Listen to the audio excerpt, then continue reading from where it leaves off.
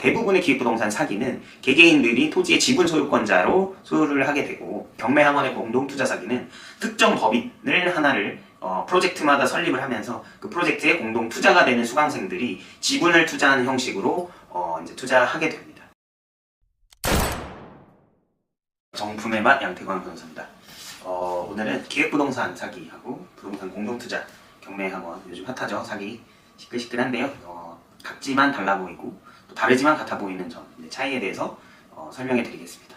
먼저 기획부동산 사기는요, 부동산에 투자를 권유하면서 이 땅이나 주로 이제 토지를 개발하겠다고 하면서 땅을 다수의 투자자들한테 지분으로 판매를 하거나 아주 작은 토지들을 나눠서 판매를 하게 됩니다.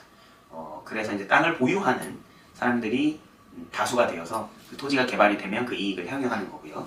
이제 옛날의 전통적인 방식은 주로 전화나 마케팅 통해서 토지를 매매를 권유했었다고 한다면, 경매학원에 대한 공동투자는 사실은 유사하긴 하지만 유튜브나 이런 온라인 SNS 채널을 통해서 어떤 특정 토지를 낙찰받자고 권유를 하게 됩니다.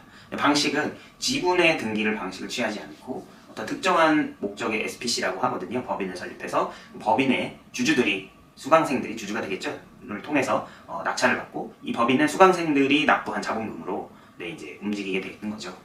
큰 차이를 보자면 대부분의 기획부동산 사기는 개개인들이 토지의 지분 소유권자로 소유를 하게 되고, 지금 요즘 방식에서 이제 최근 추정 60분에서도 나왔던 경매학원의 공동투자 사기는 특정 법인을 하나를 프로젝트마다 설립을 하면서 그 프로젝트에 공동투자가 되는 수강생들이 지분을 투자하는 형식으로 이제 투자하게 됩니다. 여기서 큰 차이는 매각을 할 때 방법의 차이가 있을 수가 있어요. 공유 지분은 공유물 분할이라는 또 소송이나 아니면 공유자들의 동의를 얻어서 공유물의 전체에 대한 매각이 가능한 반면에, 이 SPC를 통한, 법인을 통한 투자는 법인의 대표자가 의사결정을 대부분 할 수 있게끔 되어 있어서 그런 상황에서는 또 매도가 쉽게 가능한 거죠. 매도가 어려운 점을 근거로 해서 공동투자자들을 설득하고 그 과정에서 이제 지분을 납부하는 방식으로 투자를 권유하게 됩니다. 여기까지가 이제 가장 큰 차이고요. 실은 두 가지 다 매각이 어려운 점은 동일합니다. 이유는요, 토지의 개발 같은 경우는 저희가 기본적으로 부동산 개발 프로젝트 파이낸싱이라고 하거나 혹은 작은 규모의 토지를 개발하는 경우에도 가장 중요한 점은 인허가입니다. 토지의 인허가가 언제 될지 또는 얼마나 걸릴지를 예정할 수 없는 상태, 특히 임야이거나 답 이런 부분들은 특히 임야가 가장 많죠. 언제 개발이 될지, 개발이 가능한 것인지 여부도 불분명한데, 그러한 땅을 인근의 개발 호재로 묶어서 3, 4년이면 개발 이익이 엄청나게 생긴다라고 권유를 하면서 투자를 하게끔, 유도하게끔 하는 거죠. 현실적으로 이번 추정 60분 사례에서 보면 인천에 있는 무인도 외딴섬을 공동으로 투자를 해서 낙찰을 받고 거기에 이제 대출을 받아서 투자자들에게 몇 년 뒤면 이것이 엄청난 개발 이익을 가져다 줄 것이라고 설명하고 있는데요.